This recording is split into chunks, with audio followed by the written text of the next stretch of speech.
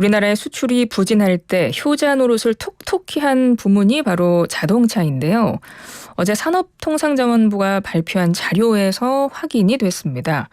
올해 4월까지 자동차 누적 수출액이 총 232억 달러, 우리 돈으로 약 31조 원으로 사상 최대치를 기록한 건데요.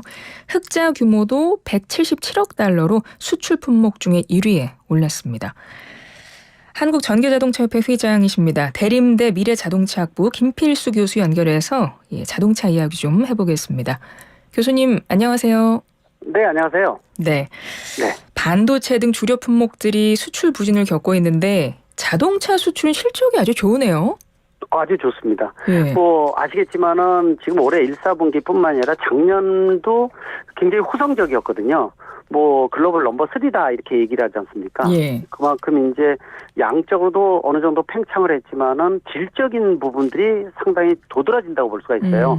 무슨 얘기냐면은 이 차량 대수도 중요하지만은 영업이익률, 어떻게 보면 한 대 팔아서 남는 이득이 얼마큼 되느냐가 굉장히 중요하지 않습니까? 예. 그런 것도 예전에 비해서는 비교가 안 될 정도입니다. 그러니까 지금 국내 제작사들 같은 경우에도 예전 같으면은 1년 동안에 수조 원 정도 내기도 힘든데 지금 국내 제작사 대표 기업 같은 경우에는 1, 4분기 단 3개월 만에 한 지금 6조 4천억 원 정도의 흑자를 볼 정도니까 대단한 실적을 나타내고 있어서 아까 말씀하신 대로 반도체 등 여러 가지가 지금 수출이 상당히 좀 주력 품목이 문제가 많은데 유일하게 자동차 분야가 효자 종목으로 좀 등극을 하고 있고 또 중요한 부분들은 역시 이 차 중에서 고급 차량, 중대형 차량이 많이 판매됐다는 거고요. 두 번째는 그중에서도 친환경차, 하이브리드나 아니면은 플러그인 하이브리드, 전기차 이런 어떤 미래 모빌리티를 주도할 수 있는 모델이 특히 많다는 것이 앞으로의 미래 가능성을 훨씬 더 긍정적으로 보는 이유라고 볼 수가 있습니다. 전기차 등 친환경차 수출이 자동차 수출 호조세에 견인했다. 방금 교수님께서도 말씀하셨는데요. 네. 친환경차, 전기차 수출이 어느 정도나 성장을 했는데요? 전기차 하게 되면은 실제로 전체 물량 중에서 아직까지는 좀 미비된 부분들이 있어요. 무슨 얘기냐면은 전 세계 판매되는 차가 연간 한 8천만 대 정도 되는데 작년에 판매되는 글로벌 시장에서 약 1,000만 대를 차지했고요. 올해가 전기차가 순수 전기차죠. 1,700만 대가 넘어갑니다. 그러니까 앞으로 2, 3년 이내에 전기차가 주도를 한다라는 뜻을 가지고 있는데 아시겠지만 국내 제작사의 이 전기차 수준 자체가 작년에 판매된 차종도 글로벌 시장에서 이 전기차 관련 자동차 관련 상을 모두 휩쓸 정도로 완성도가 뛰어납니다. 그러다 보니까 실제로 이 가장 전기차의 선두주자면 우리가 테슬라를 보통 얘기하지 않습니까? 근데 또 테슬라가 가장 두려워하는 회사 중에 하나가 현대차, 기아차를 얘기할 정도니까 말씀드린 대로 전기차에 대해서는 특히 미국 또 유럽 각 시장에서 상당히 중요한 역할을 해서 상당히 많이 증가를 했다. 특히 이제 인도 시장도 상당히 좀 커지고 있고요. 근데 아시겠지만 우크라이나 전쟁으로 러시아 시장이 완전히 닫혀버렸고요. 또 현대기아차 같은 경우에는 중국 시장에서 1%대로 점유율이 떨어졌음에도 불구하고 이러한 실적을 나타내는 것은 미국과 유럽의 양대 축을 중심으로 해서 특히 친환경차가 주도한 역할을 했다는 거. 그러나 지금 고민도 많습니다. 미국 인플레이션 감축법 IR이나 이런 것들로 인해서 앞으로 어떻게 대처해 주느냐가 굉장히 중요한 과제라고 볼 수가 있습니다. 그러니까 그거를 여쭤보고 싶었어요. 방금 말씀하셨지만 미국이나 유럽에서 수출이 많이 됐다는 거잖아요. 특히 전기차도. 근데 미국 하면 우리가 IRA법 때문에 전기차를 판매하는데 좀 우리가 악조건인 상황인 거잖아요. 그렇습니다. 그래서 미국에서도 많이 수출을 했다길래 그럼 우리가 IRA법에 잘 대응을 하고 있는 건가? 좀 이게 궁금해지더라고요. 지금 현재로서는 잘 대응하고 있습니다. 그러니까 무슨 얘기냐면 지금 실제로 현대기아차가 주된 이 수출 종목 중에서 미국을 점유율을 10% 정도 점유율을 가지고 있는데요. 작년에 굉장히 잘 나갔어요. 근데 아시겠지만 작년 후반부에 바이든 대통령 인플레이션 감축법 발표하면서 바로 그 다음 날부터 실제로 1,000만 원 정도의 보조금을 못 받다 보니까 지금 현재 주력 모델이 테슬라 모델이 가격이 1,000만 원 이상 더 저렴해졌습니다. 그래서 지금 1, 4분기 잘 나간다 하고 있지만은 일부 차종에서는 벌써 그 IRA로 인해서 1,000만 원 보조금 못 받는 이런 부분들로 인해서 감소되는 부분들도 나타나고 있어요. 근데 전체적으로 잘하는 것은 틈새 전략이라고 볼 수가 있는데요. 보조금을 미국에서 생산해서 배터리나 이런 것들도 미국 중심으로 북미 중심으로 안 하게 되면 보조금을 못 받는데 그나마 틈새가 열린 게 이 상용 리스 차량입니다. 네네. 근데 리스 차량이 지금까지 현대기아차가 미국에서 전체 판매되는 대수의 5%만 차지를 했었어요. 그러니까 주력은 리스를 안 했었거든요. 예. 근데 미국은 상당히 리스 차량이 많은 국가예요. 근데 이 상업용 리스 차량에 1,000만 원 정도의 보조금을 받게끔 열려있습니다.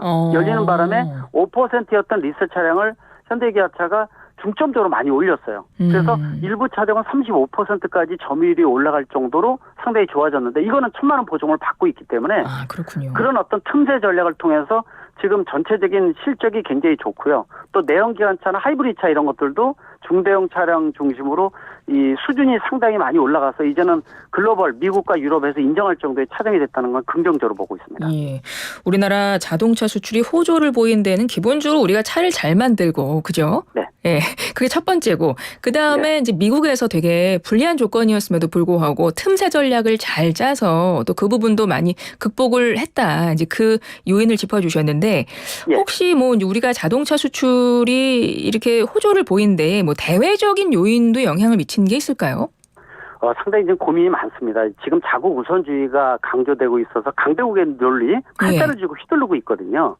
FTA가 흔들거립니다. 대한민국은 4대 중의 세대를 수출 통해서 먹거리를 구하는 국가이기 때문에 이러한 국제 질서가 흔들리게 되면 그만큼 영향을 받는데 IRA도 사실은 WTO에 제소하면 제소감이라고 볼 수가 있어요.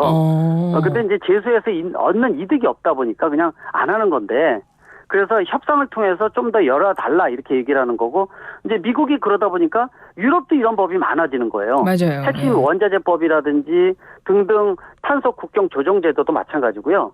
아마 뉴스 보신 분이 있으시겠지만은 이 프랑스가 단독으로요 녹색 산업법이라고 해서 프랑스 내에다가 이제는 배터리 공장 지어라, 전기차 공장 만들어라 이런 관련법을 준비 중에 있습니다.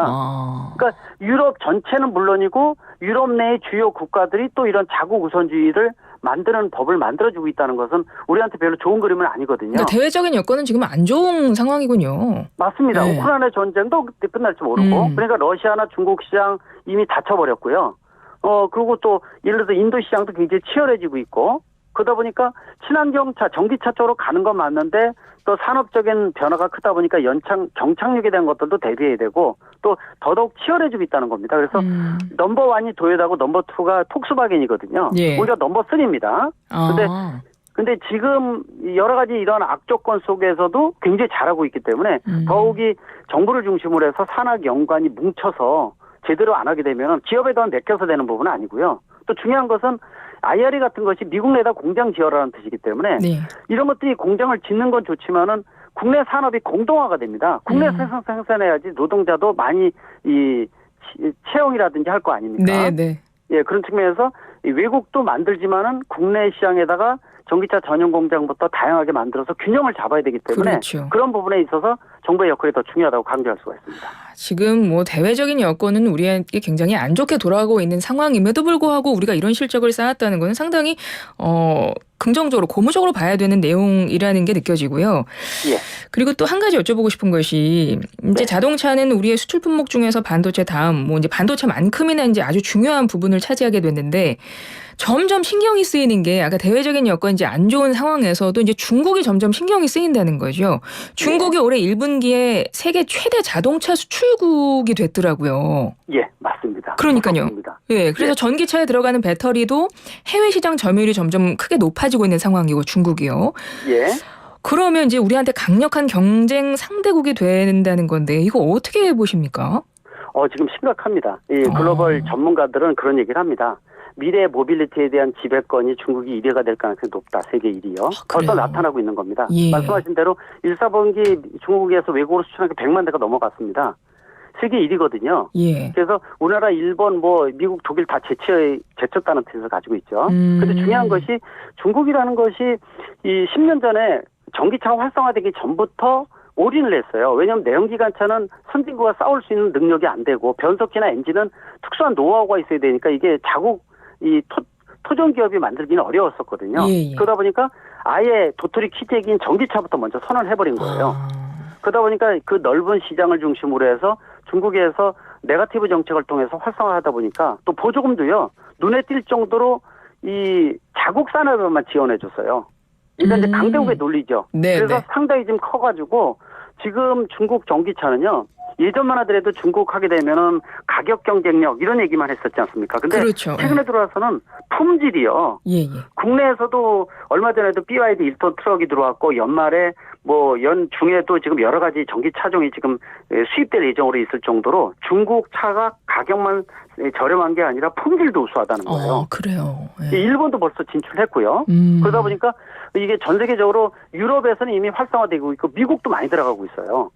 그러니까 미중 간의 경제 갈등으로 IRA 인플레이션 감축법을 미국 정부에서 활용을 하는데도 불구하고 미국 시장에 중국산 전기차가 들어갈 정도의 능력을 가졌다는 거니까요.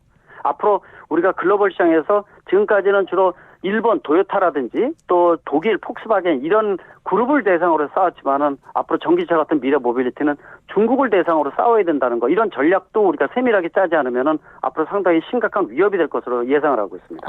그러네요. 모든 나라들이 다 이제 경쟁국이긴 하나 중국의 이런 빠른 성장에 우리도 좀 맞춤 대응 전략을 만들기는 해야 되네요. 지금 이제 그런 맞습니다. 상황인 것 같고요. 앞으로 5년, 10년 사이가 미래 불확실성을 좀 바꿀 수 있는 굉장히 중요한 시기라고 분명히 강조할 수가 있습니다. 네, 알겠습니다. 어찌됐건 이제는 전기차 등 친환경차가 점점 대세가 되고 있는 것 같고 이제 자동차가 수출에서도 특히 전기차가 아주 중요한 역할을 하고 있고 그리고 우리 생활 속에서도 이제 휘발유 경유차처럼 전기차도 대중화 될 것 같아요. 예. 그리고 그때 기름값 비쌀 때 이미 전기차로 바꾸신 분들도 많고 최근에 다시 또 전기차 구매 이제 생각하는 분들도 많다고는 하더라고요. 예. 그런데 요즘에 전기차 타는 분들 좀 걱정이 생기셨을 것 같아요. 우리가 네. 기름값 비쌀 때 기름값 걱정하고 막 유류세 인상 뉴스 챙겨보고 막 그랬던 것처럼 이번 주에 전기요금 올랐잖아요. 예. 이렇게 되면 전기차 충전 요금도 같이 오르는 거 아니야? 이제 이런 생각들 때문에 걱정하실 것 같거든요. 전기차주분들. 어떻습니까? 올라갈 겁니다. 올라가요. 올라갈 거예요. 왜 그러냐면은 이미 대통령 공약인데도 불구하고 전기차 충전 요금 원래 안 올리겠다고 공약을 했었는데 이미 2번 올렸거든요. 근데 올린 이유가 워낙 이제 이 전기 요금 자체가 이 대한민국이 OECD 국가 대비해서 굉장히 낮은 국가입니다. 그러니까 이제 전기비, 공공요금, 또 수도비 이런 것들이 워낙 싸거든요. 네. 그러다 보니까 관련 기관들이 한 점만 돼도 40조 원 적자니까요. 그래서 지금 킬로와트 아워당 8원으로 올려서 가구당 한 4천 원 정도 올라간다 이렇게 얘기하지 않습니까? 근데 전기차만 예외될 수는 없어요. 왜냐면은 올해 보급되는 게 27만 대니까 누적돼서 올해 말에 67만 대 되고 내년에 100만 대 넘어가거든요. 네. 그러면 충전되는 전기가 훨씬 더 많이 소요될 거고 이것만 동결시켜서 놓으면은 그만큼 적자 폭이 늘어날 수밖에 없기 때문에 분명히 올라갈 겁니다. 예. 문제는 올렸을 때에 대한 충격을 흡수할 수 있느냐. 또 전기차가 지금 보급되는 측면에서 이 이점 중에 가장 큰 게 이 일반 내연기관차 대비 유류비를 절약하는 부분들이었거든요. 그렇죠. 예. 근데 그런 것들이 좀 많이 희석되는 건 사실인데 아직까지는 좀 유연성은 좀 있어요. 예, 어떤 걸 말씀하시나요? 이 전기차 충전 요금이요. 크게 두 가지가 있습니다. 하나는 심야용 전기를 심야용 완속 충전해주게 되면은 잉여 전력을 쓰기 때문에 가장 저렴하거든요. 심야의 완속 충전이요. 충전을 그러니까, 하면. 예. 집에 저녁 때 와서 꽂아놓고 아침에 빼가는 거 있죠. 예. 이게 이제 완속 충전이고 심야용 전기 쓰면은 가격도 싸지만은 이 완속 충전하면 배터리 수명에도 좋습니다. 그래서 그게 가장 좋은 방법인데 문제는 급속 충전을 썼을 때는 비용이 빠를수록 비용이 더 비쌉니다. 그러니까 그렇겠죠. 한만 100kW짜리 충전기를 쓰게 되면은 아마 비용이 340~50원까지 올라가고 킬로와트 아워당 또 200kW, 300kW 되면은 400원 넘어갈 거예요. 그래서 빠르면 빠를수록 비용이 비싼 이유는 비즈니스 모델 때문에 그렇습니다. 왜 그러냐면은 우리가 충전소 지금 주유소 많지 않습니까? 네네. 주유소를 충전소로 바꿔야 되는데 하나도 안 바꾸는 이유가 비즈니스 모델 돈이 안 되니까 안 바꾸는 거예요. 왜냐면 전기 팔아서 돈이 남아야 되는데 안 나오면은 비즈니스 모델은 냉정하게 팔아서 돈이 남아야 되는 게 중요한 건데 정부나 지자체식으로 활성화시키기 위해서 공공 비용이 아니기 때문에 비즈니스 모델이 활성화되기 위해서 급속 충전은 비용을 비싸게 만들고요. 네. 아까 심야용 완속 충전은 저렴하게 만드는 거니까 어느 걸 이용하느냐에 따라서 손익이 틀려지는데 아직까지는 대한민국은 가솔린이 한 10만 원 정도 들어간다 그러면 같은 주행거리에 있어서는 3만 원, 4만 원 정도뿐이 안 들어가요. 충전 요금이요. 근데 요걸 약간 올라가면은 상황에 따라서 50%까지 될 수가 있을 거예요. 그렇군요. 예. 그러니까 이제 이점이 약간 줄어든다라고 볼 수가 있어서 좀 우려사항이 큰데 가장 우려사항이 큰 거는 역시 생계형을 이용하는 분들이 가장 고민이 크다 이렇게 말씀드립니다. 그러니까요. 그러니까 네. 올해 들어 뭐 전기차 보조금도 좀 줄었다고 하더라고요. 그래서 네. 이제 환경부가 이번에 전기요금까지 올랐으니까 관계기관이랑 TF 구성해서 전기차 충전 요금 뭐 어느 정도가 적당할지 이제 검토할 예정이라고는 하는데 일단 적정 수준도 찾아야 될 것이고 지금 말씀하셨지만 생계형 전기차주들에 대한 어떤 보조금이나 뭐 다양한 형태의 인센티브나 이런 것도 좀 준비가 돼야 된다고 생각을 하시나요? 맞습니다. 제일 중요합니다. 뭐냐면은 지금 활성화를 기하는 가장 중요한 부분이 그 충전 인프라도 많이 설치를 하고 있는데 예. 사는 이유는 약간 불편함을 인해도 불구하고 사는 이유는 운행상의 인센티브입니다. 고장 빈도 전기차가 훨씬 더 적고 예. 특히 주행거리에 들어가는 충전 전기비가 저렴하기 때문에 구입하는데 이 비용이 올라간다 그러면 내가 이거 왜 사라는 부분이 생기면 안 되거든요. 네. 그래서 그런 것들을 유지할 수 있게끔 비용의 상승도 그걸 충분히 고려를 해서 아마 결정할 것으로 좀 보고 있고 문제는 아까 말씀드린 대로 생계형이 문제인 거예요. 네. 예를 들어서 이 전기 택시를 운행하시는 분이라든지 또는 일반 생계형 트럭이나 이런 경우에는 실질적으로 충전할 때 급속 충전기 쓰면 비용이 더 많이 올라간다고 말씀드렸잖아요. 네, 네. 그럼 비용이 올라가게 되면은 내가 이거 왜 끌어라는 부분들이 있기 때문에 좀 고민을 하라는 거예요. 예를 들어서 트럭 같은 경우에도 유가 보조금이라는 게 있지 않습니까? 네. 그런 거와 마찬가지로 전기 충전 요금 같은 경우에도 이제는 정부가 적극적으로 나서서 인센티브를 줄 수 있는 제도적 보완이 필요해서 생계형 같은 경우에는 분명히 지원을 해줘야 됩니다. 이제 그런 것들도 만들면서 비용을 올리고 합리적으로 좀 결정을 해줘야 되는 부분이기 때문에 동전의 양면인데 어두운 부분을 얼마큼 최소화시켜주느냐가 사실 현명한 정책이라고 볼 수가 있으니까 지금이 또 가장 그런 고민이 많을 때라고 보고 있습니다. 그렇군요. 잘 알겠습니다. 네. 교수님 오늘 말씀 여기까지 듣겠습니다. 고맙습니다. 네, 감사합니다. 지금까지 대림대 자동차학과 김필수 교수였습니다.